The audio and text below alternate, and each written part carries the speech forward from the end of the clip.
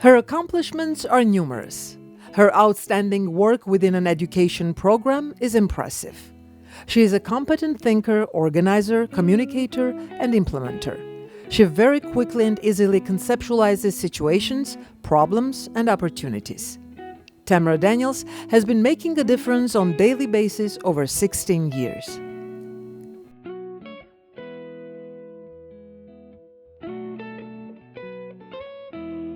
Tamara, thank you very much for making time in your busy schedule. Oh, I'm happy to be here. I could not say no to you. Let's start with your decision to work with children. When and how did you realize that working with children is your calling? Well, that's a good question, Arsha. Actually, it found me. I was in corporate America in a training company, and I had a very dear friend who was a monitor, a professional monitor, and she had mentioned to me about it. And because I was in corporate America, I didn't really think about it. I was training adults.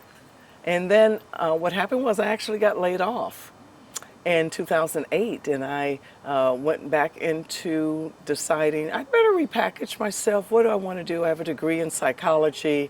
I do so many workshops and seminars. What do I want to do? And I decided to follow her up on the idea of becoming a professional monitor and working with children. That led into me working with teen adults, or teens, I should say youth, in juvenile hall for 11 years as well. So now my life has gone from adults to children 24/7, 365 days. And you know what? I wouldn't trade it for anything. You're still making a difference in everybody's life. Well, I hope so. I try so. That's my goal. I see this as a service.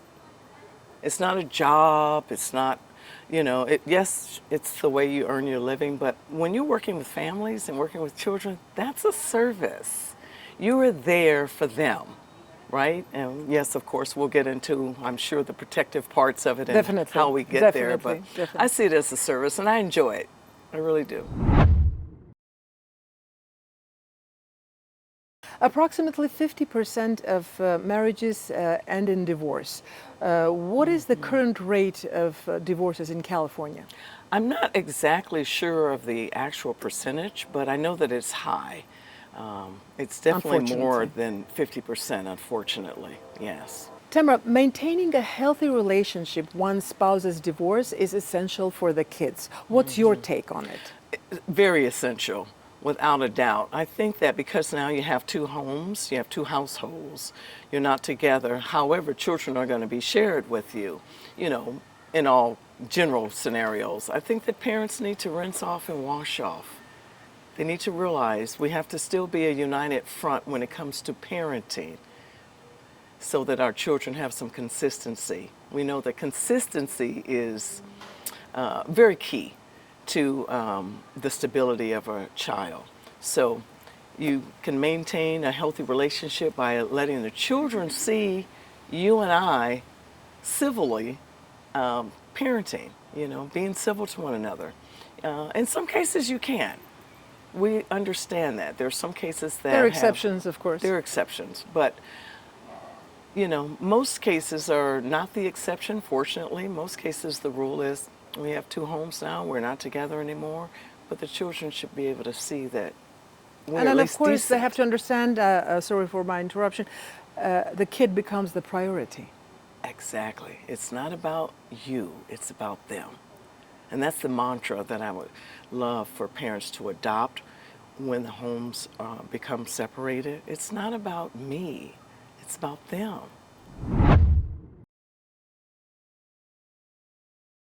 I understand that lack of commitment can hurt the children.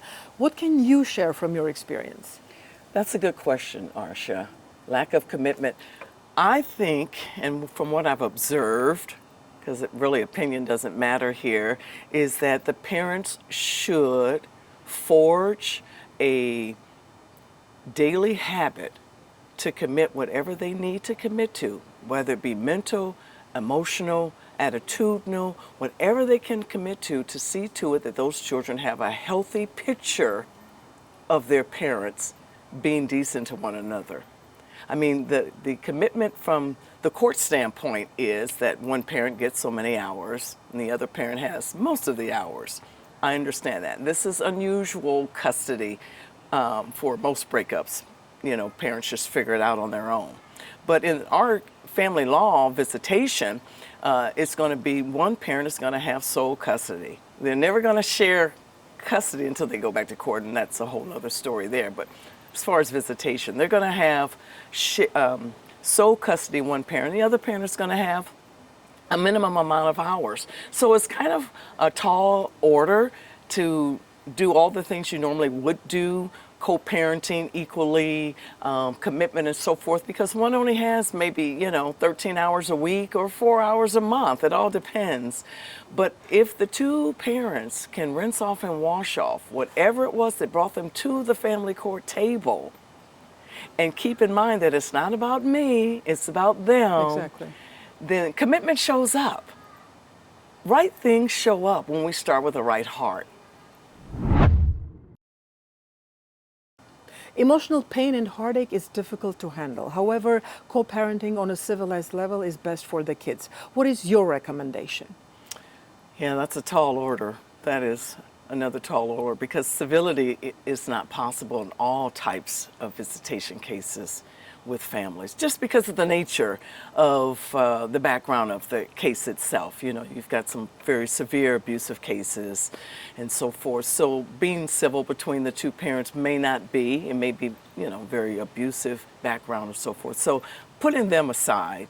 Down the middle, though, I think that most families, most parents, if they strive, they could be civil. And I think that my advice would be always think about your behavior, what you say, what you do, and how is it in a way that the child will be proud of that parent. In other words, my behavior, and is my child going to be proud of the way I'm responding to the other parent? Is my child going to be proud of the way that I'm even handling this, even though I may be in the right, or is it, what is it that I'm teaching my child? What am I teaching? Because we're always teaching. Nonverbal body language is being taught all the time. Right. Do I put my own personal angst and angers aside so that the child can have that relationship with the other parent? I mean, it is, once again, back to, it's not about me, it's about them. So what am I doing that I can teach my child, what, life is tough. Life is hard, and things don't always work out the way we started out. How am I going to teach my child to respond to that so that when they grow up and they have their relationships, whether it be professional or personal, how are they going to respond? Well, they're going to think back to how they've been taught. So what am I teaching by what I'm saying and what I'm doing? Because we're always teaching. Tamara, if you can elaborate on visitation rights, is it difficult to supervise? For the most part, it is not. Most parents show up at a visit and the exchange goes smoothly and the visit takes off and you return the children back home to the parent. But there are some cases when it is complicated because the nature of the case in itself, the nature of the parents not being willing to cooperate. Either cooperate with getting the visit started, cooperate with a court order so the visits can begin, or cooperating with a professional provider. So it doesn't have to be complicated, and fortunately most cases it's not, otherwise we probably would not be in this field very long. But the times that it is, we have to rely on our uniform standards of court for California. Those are guidelines that outline how a parent should act on a visit and what the custodial parent, how they should cooperate and comply with the court order. So it's about compliance and the monitor. So cooperation is the key. Cooperation and compliance.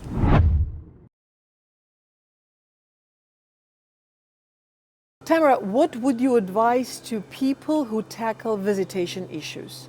How much time do we have? I know it can take forever.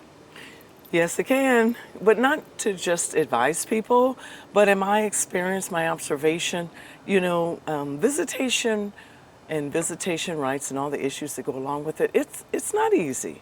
We're people. I get that. Parents are people. And they have feelings. And they have feelings and they have pasts, right? And now we were once a happy, unit, hopefully at least. And by the way, may I just segue and say that that child or children got here not out of anger. Out of love. They got here out of at least some emotion of some feelings and some pleasure. They didn't get here out of anger. So let's remember, they're here now. And return to the mantra. Find one. If you don't want to use the one that I share, it's not about you, it's about them.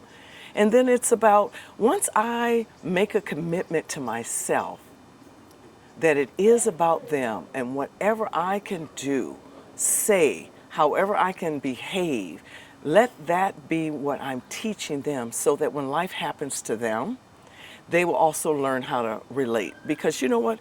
When children are young, they look around and whatever they learn, that's what they take into the world.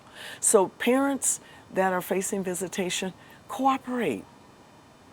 Okay, you may have your background and your issues. Now, barring the fact that can be some huge trauma, I'm not talking about those cases. Unfortunately, they don't make up the bulk of visitation cases, but there is some hurt and there's some pain. And then what happens after that? Anger. So what I've observed is those parents that have said, I'm going to put it aside and I'm going to let my children see their mom or their dad because they too deserve to have the opportunity to bond with that other person. That is what's effective. I mean, peace is more effective than revenge.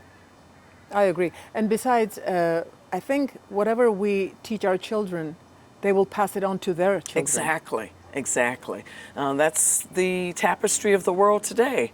You see very painful adults that you may work next to them, or they may live next door to you. Well, I mean, I'm not going to blame everything on parents. We're shaped by our experiences. But divorce or couples that had children and now they're separated and the children are in family law cases along with you, you're going to, whatever you pass down, they're going to pick up. So pass down something healthy and pass down something right. Whatever's in my heart flows the issues of my life. They are going to take that as their truth, as their permission to behave that way. We're always teaching, as we had mentioned earlier. So I have got to send out and relate to my children in the best possible, healthiest way, because out of my heart flows the issues of life, out of my heart. So I want parents to keep that in mind, that this is not over. This parent is going to be in your life. You all are going to be in each other's life for the rest of your lives, no doubt, possibly. Again, I'm just dealing with the averages, not the exceptions to visitation cases. There are always exceptions to the rule. Always exceptions. So if I could say anything to parents, I would say, what do you want to pass down? But you cannot give away what you don't possess. Maybe I cannot pass down a healthy way of parenting because I didn't get it. Well, that's what they have books for. That's what they have workshops for. I do wish that courts would automatically default in cases in order co-parenting. Some judges do, but not all. I wish that that would be an automatic co-parenting because you have to parent. Whether it's 13 hours or it's 24/7, you still have to be a parent. Revenge is not. It should not be an option. Not on the agenda. It should not be on the menu at all. Do not select revenge. Select peace. Select reconciliation. Select care, love. Care, respect, decency. I have some parents in my case history that they've had some bad backgrounds, but you know what? When it came to that visit, those children just know that they have two homes. They're like, tell your mother I said hi, tell your father I said hi. Now, it can't all be like that, but the majority of them can. It's what you decide. What you focus on grows. If you have willingness, you'll make it happen. Mm-hmm. Well, there's a will, there's a way, right? There you go. Yeah, it's more than just a quote. It can be a lifestyle. Thank you. Thank you for enlightening And I'm sure you. we'll have time later on to sit down and elaborate more. Thank you for having me. Hi, this is Julie Escat, and I own a monitoring service by the name of SCV Contract Services. I've been a professional supervising monitor for over 12 years. I'm also retired law enforcement, a former court-appointed special advocate, also known as a CASA, for children in foster care. I had the opportunity to attend a training many years ago given by Tamara Daniels.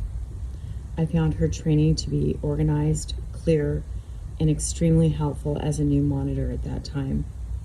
I knew then that this was someone I wanted to professionally remain in contact with, and we certainly have over the years. Since that time, I've often reached out to Tamara to staff issues that have come up as a professional monitor. She is extremely knowledgeable of the current 2023 California Rules of Court Standard 5.20. This is the practice for what us professional monitors follow. She regularly ensures that other monitors receive the cutting-edge updates as to monitoring best practices. She's an invaluable source of information and a reliable and solid professional monitor. I reach out to Tamara Daniels when I need assistance with the most complex of the monitoring cases that come my way.